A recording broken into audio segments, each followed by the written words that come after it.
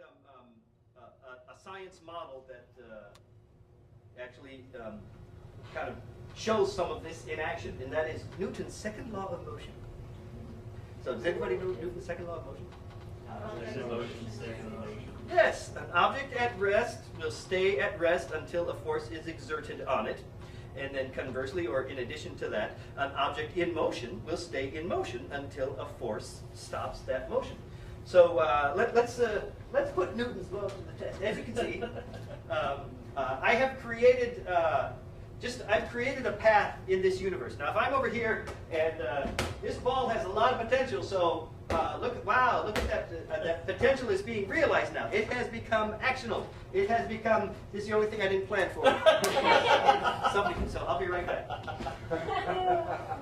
So as you can see, that was an actional flow from this ball. It exchanged all that potential energy and became kinetic energy. And how did that happen? What was the force exerted on it? My fist. So I exerted an actual physical force on it. So let's see now, we've tried to designate some sort of order to the chaos that is the universe beyond this plane, and then we want to see, I'm going to just make sure this works, so I'm going to... so now...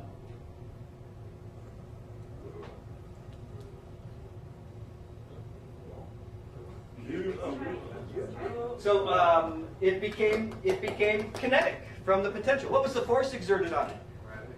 Very good. Yes, I didn't do anything, but it was just so there's a natural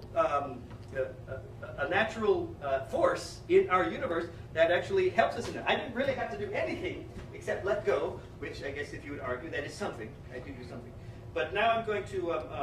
So actually, I'm going to try just with Mr. Gravity again and see if we get this thing to go a little farther.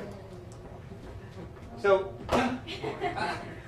now in that instance, what happened was that it got out of my control. I had some ideas of how I wanted it to go, and it went beyond that. So that's another thing that happens in our improv scenes. So its potential was unleashed, but then it was out of control, and I don't know, I didn't like it because I had to run after it. At least with this one, I know where I got to go to get it, but you never know. So now I'm going to exert a little force on this. I'm going to...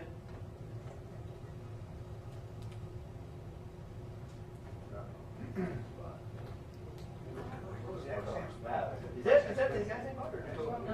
So I think I might have gone one more. So we actually saw the potential energy turn to kinetic energy, and then what happened? Eventually, it just stopped. And why did that happen? I think part of it is gravity again. What else? Friction. Friction is another natural law that exists in our universe. So there are some things that happen that as much as we put a force on it, as much as we try, eventually it's going to slow down and it's going to stop. Now, luckily for us, in this setup that we have right now, it will just stop and at least it won't go back. But it is conceivable that there could be a situation set up where it would go back. For example, what might that be? A wall. If it bounced off a wall and got sent back. Excellent. What else? The rails were up. If the rails were up, it would just that would cause just an exchange of energy, and it would come to a stop. But then it would kind of continue on again. Also, if there was wind on the other side, if there was some sort of resistance on the other side, it would still move forward, but eventually it would slow down. It probably would just slow down faster, and eventually it's going to logically or probably go backwards again.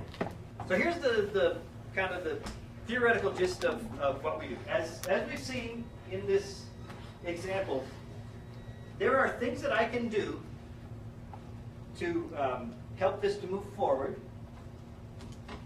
and forward progress is what we want. There are things that I can do to help this progress to its final destination. Whatever I've deemed my point of success, I can do that. Now there are also things that I can do that inhibit that. Too much force, that's one thing we talked about. talked about blocking, I can actually just stop it. I can send it back. And it's not; these are not the only ways that I can do it. I may use another external force. I could hit it with another object.